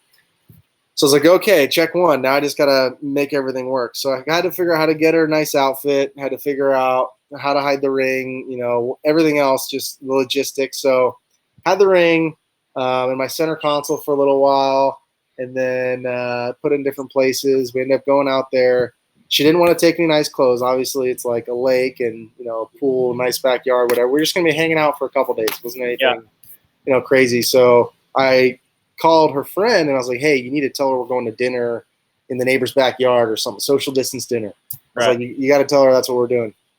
And she's like, okay. I'm like, yeah, tell her to bring nice clothes, and I'll bring nice clothes too, so I can propose. And she said, okay. So she told me, and then she's like, oh, I don't want to bring nice clothes. I'm just bring shorts and a t-shirt. And I'm like, no, bring nice clothes. We're going to dinner somewhere. I don't know them, but they might be wearing nice clothes. She's like, no, it's going to be hot. It's going to be hot, and we're going to be by the lake. I'm just going to bring shorts and t-shirt. I was like, no, just bring a dress or something. I'll bring a nice shirt. She keeps throwing you change-ups. You have no idea. So I'm like, I'll bring some nice clothes. And we'll take a picture. I was like, we'll take a cute picture. We don't have a whole bunch of pictures, So we'll take a cute picture. Have you mistakenly called her Taylor Jordan at this point? Never. Okay, good. Okay, good. She's far too pretty for me. No offense, Taylor. But agreed. Taylor. Agreed. But, yeah, you're just not that type. Okay, go ahead. So we're out there, and things are falling into place. Her family friends got a cake and some balloons, and I'd ordered some flowers as well, and they had ordered crawfish and some other Cajun food to have right after. And she loves crawfish, so it was perfect. And then she's getting ready, and she puts her hair in this power braid, which she never does. Picture like Brad, I'm sure your girls softball, they're wearing a power braid, or like, youth soccer, girls usually put their hair in a long power braid. So she did that. She's like, oh, I want my hair to dry curly. So she puts her hair in a power braid, and she wasn't happy that was the case. And then she throws sunglasses on and comes downstairs because it's still sunny outside. And it's like 5:30. So I'm like, okay, like she, looks cute. It's fine. Like, let's go. And then I'm nervous at this point. Ever. You're gonna be like, honey, can you change your hair and take off your sunglasses? No. I didn't say that. So I'm obviously, I'm just nervous. It's nerve wracking, Honey, you change everything about your appearance for 5 minutes. Yeah. And so she comes downstairs, and whenever she goes out there, I'd never been there, but whenever they go out there, they feed the catfish every night. A bunch of catfish come into the creek. Man-made creek off the lake, and there's like 20 plus catfish. It's pretty cool to see them all roaming the surface and stuff. So it's like 5:30, and they normally feed them at like 7:30. So her friend's stepdad's like, oh, hey, we got 10-15 minutes. So we'll leave soon. And I'm like, hey, Natalie, let's go feed the catfish, because she likes doing that, and I figured it'd be a perfect way to get over there. She's like, what? She's like, it's 5:30. Like, we can't feed the catfish right now. It's too early. And I'm like, babe, come on, let's just go feed the catfish. And she's like, no, like, we can't. And she's like, Miles, like, it's too early. They're not going to come, are they? And I'm like, oh my gosh. And then he looks at her, he's like, no, you'll be fine. Like, go ahead. So she takes the catfish food, and we start walking out. She's like, where's your straw hat? Like, it's still kind of hot. I want to wear your straw hat. So she's trying to find my big straw hat that I wear out by the pool. And I'm like, oh no, please don't be out here. So I thought it was out on the table on the patio, and it wasn't. Thank God. And I was like, no, you don't need that. You just said you wanted your hair to dry curly from the power braid. Just let your hair dry. Like, we're going. And she's like, okay. And we start walking, and I forget at this point, because it's nice backyard, creek. Like, I had my pants rolled up a little bit, nice collared shirt on, and I was gonna do it barefoot, and I had Adidas slides on, and I like totally forgot I was wearing them. So we're about like 20 yards from the dock, and I'm like, I pull behind her a little. This build up is something similar, like, to your worst game of all time. So I'm pulling up. I walk behind her a little bit. I let her walk a little ahead, and I'm like flinging them off as I'm like walking, trying to fling off my sandals so I don't look like, I don't know, just don't have Adidas slides on during the proposal when they're taking the pictures, because the family's supposed to be behind us. So we're best friends. Like, oh, I'm just gonna read by the fire pit, which is near the dock. Before we go, because Natalie, of course, invited her to come feed catfish with us. But she was like, no, I'm going to read and then she was going to take pictures. So she's behind us. We get right up to the dock, and she's like, I don't want to feed the catfish here. Let's go over there. Like, let's go on that grassy hill, and we can sit on the cement at the bottom. We can feed the catfish over there. I've done it over there before. And I'm like, I had this spot picked out in my head. I'm like, no, we're doing it here. And I'm like, and the pictures are going to be, they're all behind us to take the pictures. So I'm like, we're going right there.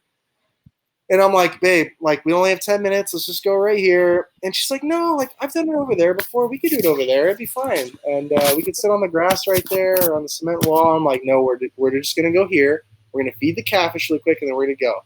And then she's like, okay, fine. And then I'm just like shaking my head in like disbelief, like, for real? Okay, we're here. It's about to happen. So we walk down the steps, right? We get on the dock. I'm sorry if I'm droning on, and this has been really long. But no, you're good. We're on the dock. And she has just like a plastic cup full of cat food. So she throws it in the water and then sits down. And I'm like, dude, like, why are you sitting down? Like, we only have 10 minutes. I got to interrupt you. At any point, did you feel like it just wasn't in the cards for you? Not legitimately, but I there was a moment when I like looked up. Right when she sat down, I looked up, and I'm like, and then I turned around and I looked at everybody that was about to take pictures. Is her best friend's mom, and her husband Miles. So I just like looked up and looked at them, like shaking her head, like, what the heck is going on? See, I would have been the exact opposite. I would have just gotten so frustrated. It would have just been like, marry me already. Just be done with it. Well, I'd been giving her a hard time the last couple of days, and asking her if she was sick of me and if she wanted to spend forever with me and whatnot, and just jokingly. And she's like, no, I'm not sick of you. No, I'm not sick of you. And I was like, all right. I was like, Natalie, come up here, give me a hug. And she gave me a hug. I was like, are you still sick of me? And she's like, no. Or I was like, are you sick of me? And she's like, no, never. And then I'm like, are you sure you still want to spend forever with me? And she's like, yeah, of course. And then I got on a knee and I did it. And I said some mushy-gushy stuff I won't share with you guys. Good, man. Beautiful. Bravo. Yeah, thank you. Sorry if that was super long. No. That's it. But so I did it. Whataburger drive-through. So you're Yeah. Okay. Well, I did it, and then right after, she's like, "Oh my gosh!" And she like takes off her sunglasses, takes her hair out of the power braid, and it was hilarious. I just undid my hat, and she took her hair out of the power braid. She's like, "Oh no! Like, what did I do?" And I'm like, "No, you're fine." And then it was good. And then we ate crawfish. So she immediately took the ring off. You know, we got into like messy clothes, and we ate a bunch of crawfish. It was great. Right. Even better. Yeah. Well, congratulations, my man. That's it's weird. I think it's something in the water, Denning, with members of this Cleburne Railroader roster, because Zach, you're like the fourth in the last 3 weeks. What? Last 3 weeks? We got Michael Gunn. Yeah, you, Michael Gunn, Hunter Clannon, and Alex Boshears. Boshears, yeah. Oh, well, Clannon did it a while ago, and so did Gunn, didn't they? Well, I mean, me and Boshears. This offseason. Yeah. Well, then you got BGP too, right? And BGP, yeah, but it's all in the confines of RailTalk Live, Zach. I don't know what you guys put in the water there, man. Show. Maybe. Yeah. So you guys, there's something in the water. Maybe you guys can have maybe meetings with the have the guys that are engaged come together for meetings of the mind where you can, talk about what you each think marriage is going to be like. And then you can bring me in and I can tell you as kind of the forefather what to expect, because all of you have outkicked your coverage. That's what you have in common. But what you also have in common is a long list of honeydews that will never come to an end. So just be prepared for those two. I'm ready. Let's go. It's an exciting new chapter. It is. Very much looking forward to. So, good. I mean, good for you. I don't know what's gonna, what the future holds with the coronavirus, obviously, and it's sad to see. I don't think any of the guys you mentioned have had their wedding plans. Maybe BGP. I don't know if he's supposed to get married this spring, but it's just like I have so many friends and like people, around my age are getting married. A lot of my friends, like they've had to cancel their wedding. They have deposits they're not going to get back. Like, dude, it's been a nightmare for, people trying to get married this year. So I don't know. Hopefully 2021 is a better year and everything will go as planned. But I was wondering, do you guys have anything else for me or no? There's a couple things I want to talk to you guys about. Yes, we do have, or at least I have one more thing. You got one? No, more you go ahead. Okay. My final question for you, and I want you to direct this to Railroader fans that are watching along. Obviously, we all have hopes first week of July. We want to be back. We want to be playing baseball. Denning and I wouldn't be here tonight, obviously, here at the depot if we weren't ready for baseball. I mean, we wish, as you do, that we were out here tonight and literally in 34 minutes it would be first pitch and us and Winnipeg would be getting it on, right? Like that's what we wanted to happen. Give us your stance on where we are collectively as a country, right? And the anticipation of wanting to play baseball and what you want to see happen or what you feel like needs to happen over the course of the next couple of weeks to make that a reality come first week of July.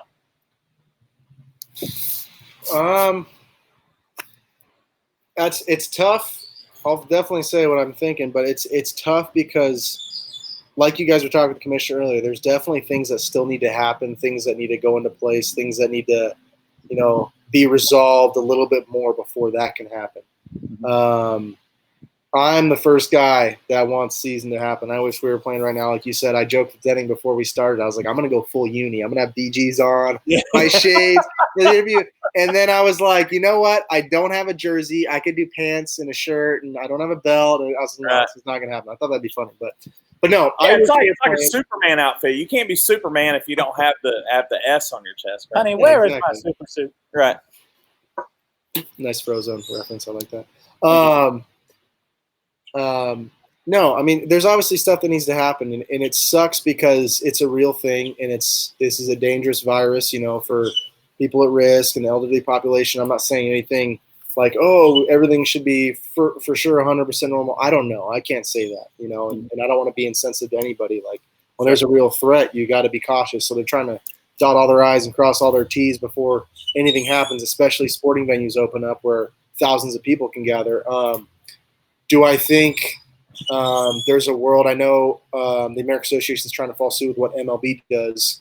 Do I think there's a world where the American Association plays and Major League Baseball does not. I think that should be a very realistic possibility that is looked at.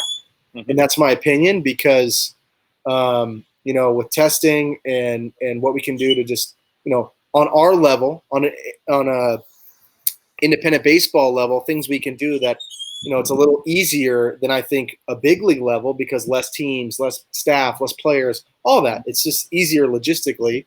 And, God forbid we can't open the stadium to people, but, you're seeing what MLB's doing. They have something put in place and nothing against those players, but a lot of them are saying, we don't want to pay for less play. It's a big risk. I understand that, but it doesn't seem like they're getting close to something being resolved and them being able to play.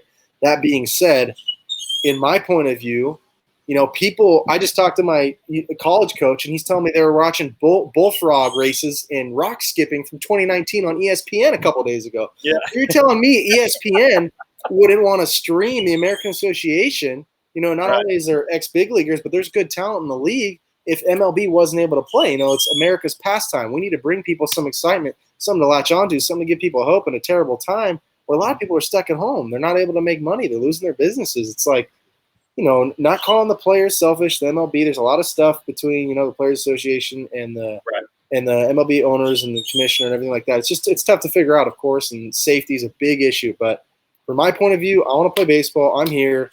I'm ready. If they didn't end up playing, I hope there's at least some scenario that's considered where we could still play. Our games can be streamed, even if we can't have people in the stadium, because I think wholeheartedly people will pay to watch. You know what I mean? That's ultimately what it comes down to. If we can't fill the stands, and people aren't going to pay to watch, then we can't play, right? And if the safety stuff, all safety guidelines can't get, passed, and like I said, dot I's, cross T's, make sure everything's safe. Obviously that has to happen too, but I think this kind of sidetracked from your question, but I think we should have an opportunity to play if MLB doesn't play. But like you said, there is a lot of stuff that needs to happen. The country, there's some states that are opening up, and there hasn't been a mortality rate increase. There hasn't been a death percentage increase yet. As time goes on, we'll be able to tell, okay, is it safe to continue to open things? So you're seeing a lot of states start to do that. So I think the next month will be extremely telling because, there's either going to be a rise in cases and deaths, in which case it's going to be even more, hardcore, stay at home, social distance more. And then at that point, it's like, okay, we probably won't see a season, which sucks to say. But I think it'd be silly if we wouldn't play just because the MLB didn't play because of financial issues. Because if that's what prevents them from playing and then we don't end up playing, come on. Let's give the country some American Association baseball and have some fun and bring some, competition back to the viewer. I'm all about it. I am all about it. Hold on. Speaking of fun and competition, my last question for Zach is speaking of a little competition between the man to my left here, Brad Allred and Josh Robertson. Zach, I got to ask you my last question. This is a two-part question, actually. First and foremost, who are you picking in the 100-yard dash between Brad and Josh? Who is your winner? And I'll follow up with the second part later. You go ahead. Nothing. Okay, hold on. First off, I haven't seen either of these guys run, everybody. So don't judge me on that. I have never seen either of them run. I would have to go with Brad and listen to my rationale here. Wow. He's a betting man. I know he's going to bet on himself, and I think he's going to do what it takes to try and make that victory happen.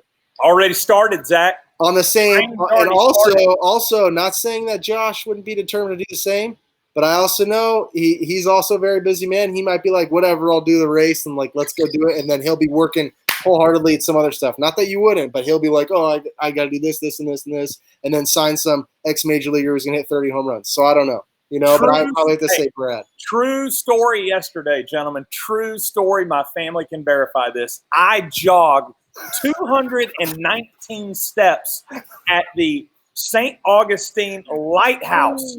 Yesterday I did that. I'm committed, gentlemen. I'm committed. I will win. Zach, I appreciate your confidence. I will not let you down. I'll still beat you, and that'll be the show any day of the week. But I will beat the brakes off you. Now, listen, we got to let you run because I know I know that your beautiful fiance, Natalie, has a long list of to-dos for you already. You got to do something for her tonight.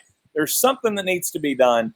She needs your attention elsewhere. She's the boss, Zach. Don't forget that. Natalie's the boss. Oh, happy of course. wife, happy life. Of Happy course. life. Well, she's not my wife yet, and I don't know if I'll be seeing her tonight. But you're right. I always got to do something special. I will go out of my way, give her a good hello, make sure she had a good day at work.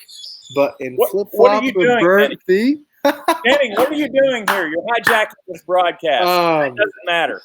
That doesn't matter. That doesn't matter. No, yeah. Happy wife, happy life. I'm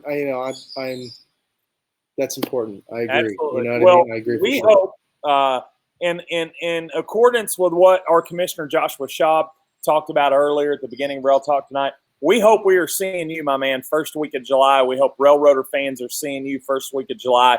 We hope we're lighting the scoreboard up in this joint and putting up dub after dub after dub and getting the 2020 season started. Until then, you stay safe. Enjoy your time with Natalie, and we look forward to seeing you in Cleburne real soon. Thank you very much, but I got one more thing. Absolutely. You asked Jeffcoat what's one memory from the 2019 season? Yeah, what's yours? Or one thing that stuck out? Yeah. For me, it was the end. It was not making playoffs. And while, in all seriousness, all of us are there to get picked up, right?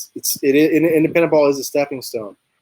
But dang, did it burn to not get that opportunity to go to playoffs with the team that we had. So I can promise everybody watching, myself, all those other guys on this roster coming in, we are hungry, and we're going to deliver a winning product. And when we do have a season, it'll be exciting. So pack the stands like you did opening day last season. Let's try and make that happen every day, and let's have a great 2020. Cue the Rocky music. Cue the Rocky music. I'm ready to go play baseball right now. Man, let's do it tonight. Zach, we appreciate you, my man. Thanks so much for spending some time with us.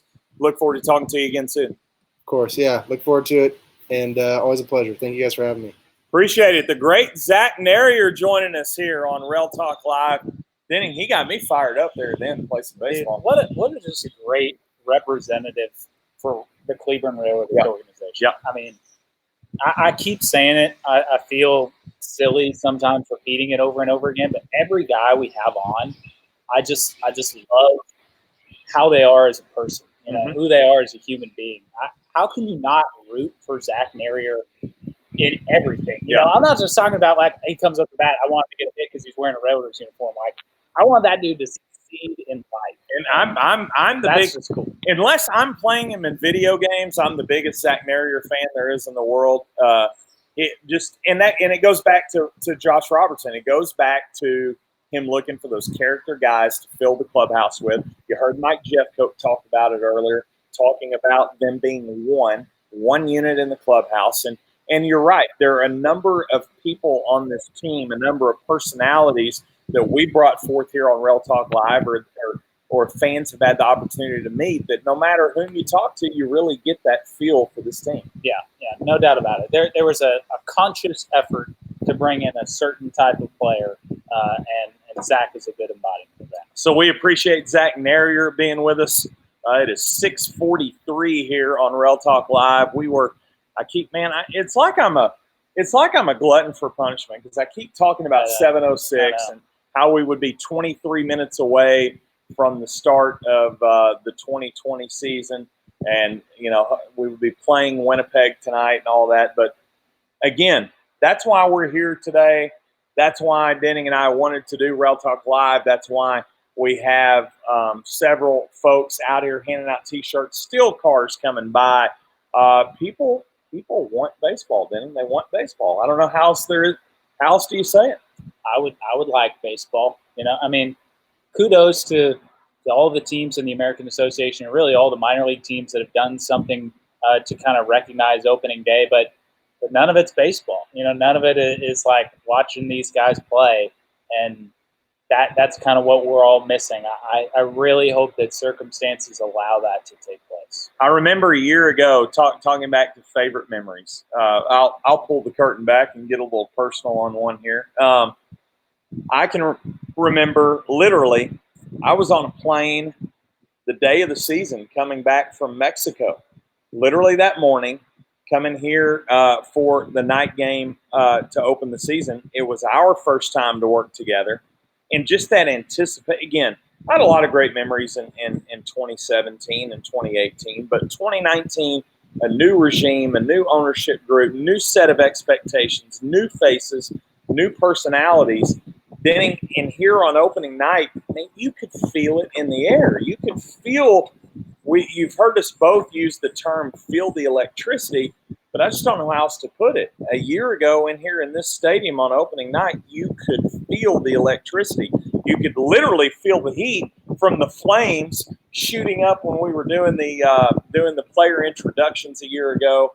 There was a sense of excitement in the air, and that's why I'm so excited for 2020. As Zach Nehrir talked about, as Mike Jeffcoat talked about, as you and I have been at length talking about, 2019, did it end the way we wanted to? No, it didn't. But it was part of the journey. It was building up the expectation of turning a product that struggled in 2017 and 2018 on the field to being what we wanted it to be in 2019. We were this close. I mean, we were literally this close, and that makes 2020 all more to be excited for. You know, when it was like late season and we were broadcasting those games that meant so much as far as the playoff race, you get nervous as a broadcaster for the outcome of the game. I was nervous as a broadcaster for opening day because of that excitement and that electricity. Yeah. Like, I want to say Sioux Falls put like 2 runners on with nobody out to start that game.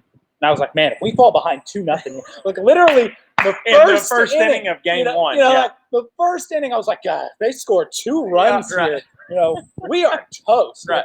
And in hindsight, like Jesus goes out and throws 7 shutout innings, like the most dominant start of our entire year. It was literally like no question after that 6-run inning. But in that first inning, I was right here on the edge of the seat, just like, he's got to get out of this, you know. And it was a cool thing to be a part of.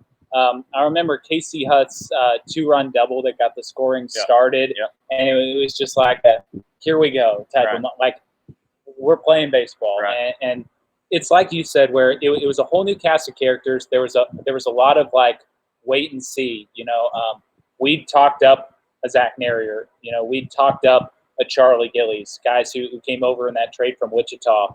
But until Railroaders fans got a chance to really see him in person, all our talk was just talk, And so that first time that they got to see the team put together on the field, dominating in the way that they did, that's one of the coolest things I've been a part of. I was curious when I woke up today. In the past few days, I was curious that when I woke up today, wondering how I would feel. Wondering how I would feel about today, what it was supposed to be, what we were trying, what story we were trying to tell here tonight by having RailTalk Live. Today was supposed to be the start of 4th season as one half of the broadcast team for the Cleburne Railroaders. And as many of you that I have gotten to know over the past 3 years, you guys know that I love this job. There's nothing I would rather do than be the voice of the Cleburne Railroaders, and I wholeheartedly mean that. And coming into this ballpark today at about 4 o'clock this afternoon, an hour before we went on the air, and being out here now at 6:48 at night, knowing that normally, under normal conditions, this concourse would be full of people. It would be loud in here. It would be all the sights, all the sounds, the smell of a baseball game. To not have that tonight sucks. I just don't know how else to say it. It sucks, right? But something that Joshua Schaub said, and I didn't know he was going to say it when we came on the air today, but something he said that really resonated with me was he's tired of all the negativity. He's tired of everyone talking about what we can't do. Tired of everyone talking about, oh, this is the world that we live in now, and trying to find a more positive approach. And I agree with him 1,000%. I'm hoping for the first week of July. I'm hoping that, okay, it might not be May 19th, but if it's July 8th and everyone's packing this concourse, and we have a lot of people. And July 8th can be May 19th. And September 1st can still be a playoff push like September 1st was in 2019. And everything about 2020 can be what we want it to be as baseball fans. There's going to be a time that we're going to come together here on this concourse. I love coming down during a game or after a game, seeing fans and sharing moments with you guys as we leave the stadium together. And as I enter the stadium, if people are here late, early, getting tickets at the ticket window, stopping to talk to you or having these conversations on RailTalk Live. This is a program that Denning and I enjoy doing. This is our way, our outlet, our platform to connect with the fans. This is something that we wanted to do together since day one. We like bringing this to you at 5 o'clock, and that's why we wanted to do this today. It might not be a baseball game out here on the field tonight, but we're still Railroader fans. We still, I guess it's this way. We're big New Balance fans. Right. We still have the brand loyalty. Right. We still have the emblem on our chest, and we're ready for baseball. Whether that's, who knows? I mean, we hope it's the first week of July, but whenever it is, we're ready for it. We know you're ready for it. We know, you know how we know? By the number of cars coming up tonight to grab T-shirts. How cool is that? And by the number of folks that watch this. And then when Denning and I look up the next day and we're like, my God, we had 1,200 views on RailTalk in the first 2 hours yesterday. I mean, we know you're ready too. We're ready with you. I guess that's what I'm trying to say. We're ready with you. And it might not happen. It's not going to happen in the next 15 minutes, but it's going to come happen. It's going to happen at some point. Whenever it does, I'm ready. Brad, I'm kind of curious, since we've done so much talking about last year's opening day. How does the 2019 opening day compare to the 2017, the original opening day for the Railroaders? Apples to oranges. In 2017, no one knew what this was, right? No one knew. Michael Dixon and I knew each other a week. Right. A week. Right. We didn't know we were going to mesh as broadcasters. We didn't know how many people were going to be in these stands for the game. We didn't know, is this going to have a big league feel, or is this going to be something people come to for 30 minutes, hang out, and then leave? We didn't know. But I'll tell you what we did. We quickly knew baseball was going to catch on in Cleburne. Now, those thoughts were really solidified in 2019. When you and I sat down in that booth for the first time last year, man, I get goosebumps talking about it, honest to God. When we sat down for the first time that night, I knew what kind of team was taking this field. I knew what this team was capable of. I knew what this fan base could get behind. It was game on. And you knew that before the first pitch was even thrown. You knew that in the player introductions. Yeah. You could feel it in this stadium. I believe that for 2020. Whenever it is that we play our next baseball game, you talk about, you add on this pandemic and people being confined and not being able to do things they're passionate about, being baseball fans being one of them. When folks step into this stadium, whenever it is, the next time that we play baseball, it's going to be electric. It's going to be big. It's going to be exciting. And I can tell you that this ownership group, this brand of the Cleburne Railroaders, they're going to bring you something to get excited about. And man, I mean, we're going to have fun doing it. I don't know how else to say it. I just want to say thanks to everyone who has stopped by the stadium today to kind of make it feel a little more like opening day. You know, seeing all those cars drive by, waving at people on the way by, was a really cool experience to be a part of. I hope everyone was able to get a T-shirt. I know we had a limited amount of those. And I want to say thank you to all of you who have joined us on RailTalk throughout the offseason. We know that you guys are as anxious for baseball as we are. And honestly, Brad and I wish that we had more clarity, more answers at times. You know, ultimately, we are just kind of, while we are spokesmen for the team, there's only so much information that we have. And while we would love to have a RailTalk one day where we say, game tomorrow night, here's who's starting, you know, like, that's the dream for us. And believe me, if we find that out on a random Tuesday at midnight, We're going It's going live at live. midnight to bring it to you. I Brad can from assure his you. pajamas. Yes. Coming to you, yeah, like, I mean, we would love nothing more than to have that kind of news for you. We just haven't. You know, at this point in the off season, the American Association is pretty clearly taking like a wait and see approach, tentatively, cautiously optimistic for early July. And I hope with every fiber of my being that we're watching baseball at the Depot this year. And that's, you know, to expand on something you said, our RailTalk Lives on Friday nights where we'll bring you players. To be honest, that's why we're doing it. We're doing it because we want you to see that the players are excited, that the players want to be back, that the players want to get out on the field. Everyone collectively wants to go to work, from the people in the front office to the team, to the folks, to our ushers here, to all the folks that work hard that never get mentioned. They're ready to, you know, everyone is ready to go to work. And, you know, it stinks that can't happen tonight. But again, we're positive. You know, we're thinking positive, and we hope that's going to come around the first week of July. But whenever it comes, we're going to be ready. We're gonna bring the excitement. I mean, Denning, anybody that knows us, if we don't bring the brand of excitement, then you and I aren't doing our jobs right.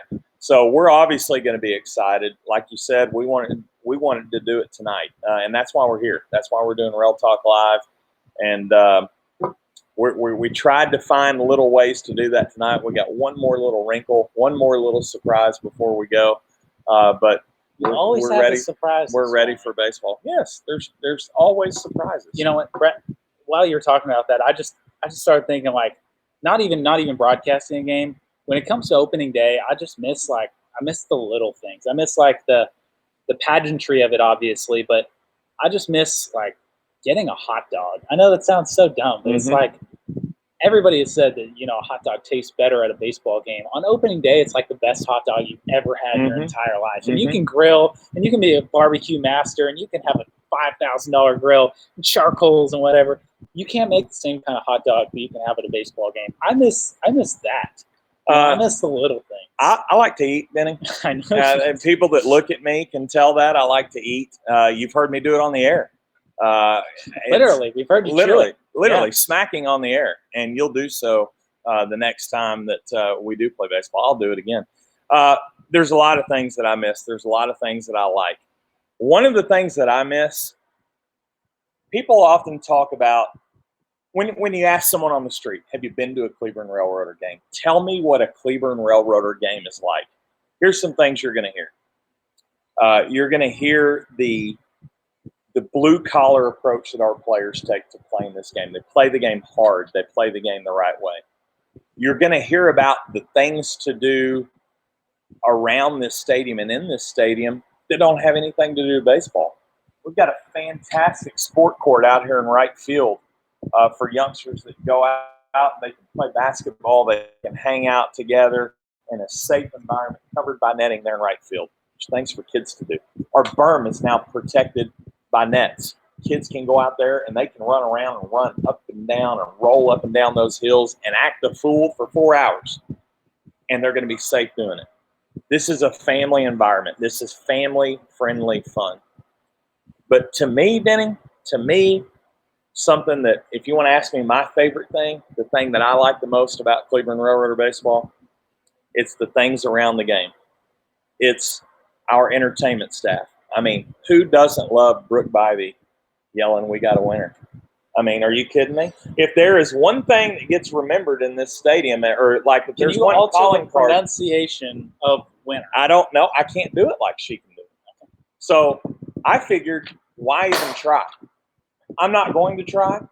So I'm going to bring her on, and she's going to bring a guest with her, and we're going to give them the seats here.